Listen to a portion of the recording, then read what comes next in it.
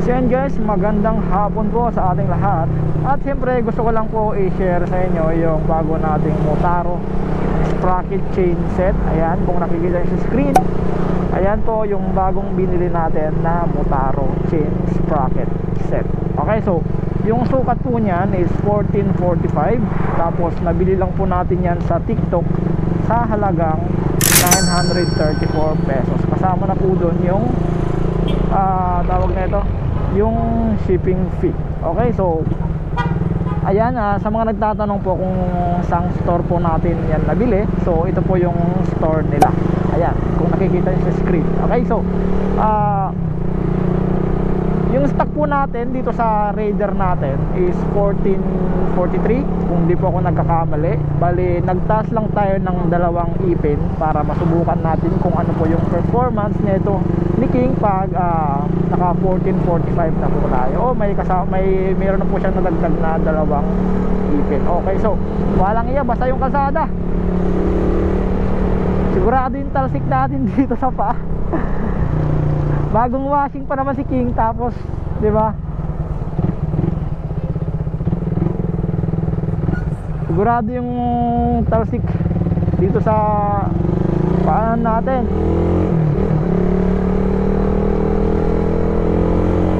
Isa rin to sa mga dahilan kung bakit hindi natin ginagamit si King, dahil alam nyo naman yung Raider is dumihin talaga, lalong lalo na dito sa ilalim ng engine natin. Kaya tinatamad talaga ako pag ginagamit ko to. Timing talaga, uulan eh. Bagong washing pa naman to kagabi, tapos ginamit ko to sa pagbili ng ulam. Tapos ngayong umaga, ay ngayong hapon, kaninang umaga ginamit ko rin to. Ngayong hapon, yun, ito, ginamit natin to para i-content natin yung chain sprocket set natin na Motaro. Diba? Sumpa talaga pag nililinisan si King eh. Umuulan.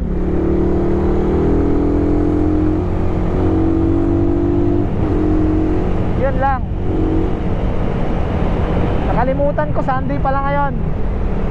Maraming ngayon dito, maraming truck kasi sasakay sila sa dito sa may Port Tacloban papunta sa Mandayihan. Kasi itong mga truck na to bawal dumaan sa San Juanico Bridge dahil meron pong limit ngayon, dahil under repair po yung San Juanico ngayon. So ito, papunta yan dun sa port. Hanap lang tayo ng magandang pwesto guys, siguro dito, pero babalik tayo dito. Dun muna natin unahin kasi dun yung parang isa sa mga magandang spot para gumawa ng content. Para ito, i-unbox din natin to, ipakita ko sa inyo dito. Tingnan natin sa likod ng Kapitolyo. Yan, dito. Doon yung port na yan, tinutukoy ko.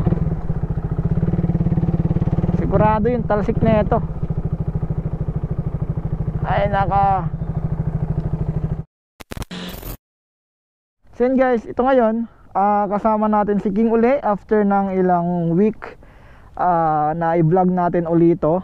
Ito, kasama natin si King ngayon. So na-miss natin to gamitin. Tama-tama kasi yun nga po, sinadya ko talagang gamitin to pag i-content ko, pag i-share ko na sa inyo yung bago nating chain sprocket. So ito, buksan natin. Nabuksan ko na to guys.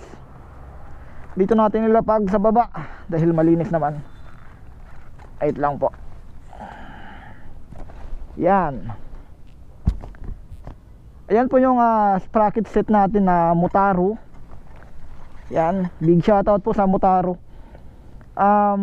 Sa mga nagtatanong guys kung saan ko to nabili, ayan, kung nakikita nyo sa screen, ulitin po natin, dyan po natin yan nabili. Yung sukat po nito is 1445. Ayan po, Motaro chain set R150 45T-14T 428H chrome plate po yung napili po natin dahil ayaw po natin mag gold kasi hindi po siya babagay dito kay King. Okay, yung gold kasi hindi talaga ako ganun ka fan pagdating sa kulay gold na kulay. Okay, so ito, buksan po natin. Bukas na to guys. Ito, 'di ba? Motaro. May grasa na siya nakasama o nakakabit o nakapahid dito sa kadena na to. Tapos ito, yung maliit na plato, Motaro. Diba, ayan o, Motaro 428-14T. Okay, so ito naman po yung big plate, chrome yung kulay. Nakalagay po dito Motaro 428-45T. Di ko lang po alam kung ano yung ibig sabihin ng 428, pero itong 45 is ito ata yung ibig sabihin. Okay, so ayan, sa quality okay naman siya, makapal. Di ko lang alam kung ilang kilometer yung itatagal na itong Motaro chainset na nabili natin, dahil sa murang halaga di natin alam kung ganun po siya ka-quality. So pero syempre i-update ko kayo about dito para malaman din nyo kung kamusta na po yung quality niya o yung itsura niya after ilang months o ilang taon o ilang kilometer. Okay, so sa ngayon, bago pa to, bumili na tayo nito o umorder na tayo nito, kasi kung mapapansin nyo guys, ito matalim na po siya guys, ayan no. Tapos hindi na po siya flat, kumbaga para na siyang paganon pababa, di ba? So yung stock nito is 1443. So nag-order na tayo nito para palitan na itong si King, yung sprocket set na stock. So yung tinakbo na itong sprocket set natin na stock is ito po, yan o, 36,015 kilometer. Okay, so ayan po yung tinakbo ng stock natin na sprocket. Grabe, na miss natin gamitin si King.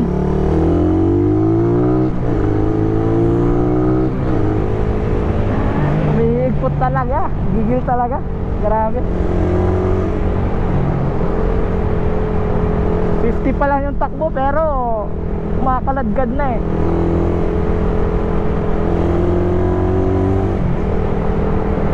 Pag mag-isa lang guys, pag wala akong angkas, okay lang na gamitin natin to for long ride, di ba? Kasi kumakapit naman siya pag tinatapakan yung preno. Pero pag may angkas, syempre may bigat na. So pag pinipreno mo or pag umapak ka sa preno, dumudulas talaga yung kadena natin. Dati akala ko talaga bearing lang yung kailangan palitan. Nung pag pinipreno ko parang may naririnig ako na lagitik. So nung napalitan na natin ng Koyo na brand, which is Japan brand po yan, Koyo, tama ba? Koyo brand. So simula nung napalitan natin yon, ganun pa rin, hindi nawala yung lagitik pag tinatapangan yung preno pag may angkas pag meron po siyang angkas. Pero pag wala po siyang angkas, pag ako lang tapos binabiyahe ko siya kahit malayo, wala akong naririnig na lagitik. Pero pag merong angkas, may naririnig talaga ako na lagitik pag dinidiinan yung preno. Pag mayroong pag yung takbo mo is around 70 to 80 kilometer pagkasama ko yung partner ko, di ba? Kahit 30 kilos lang, 40 kilos lang yung bigat na nasa likodan ko, basta dalawa kami, yun, nakakarinig ako ng lagitik. So akala ko talaga dati bearing lang yung problema, pero nung napalitan po natin is ganon pa rin po siya. Okay, so yun guys, maraming salamat po sa inyong panonood. See you in my next vlog, and ride safe po sa ating lahat. Peace out guys.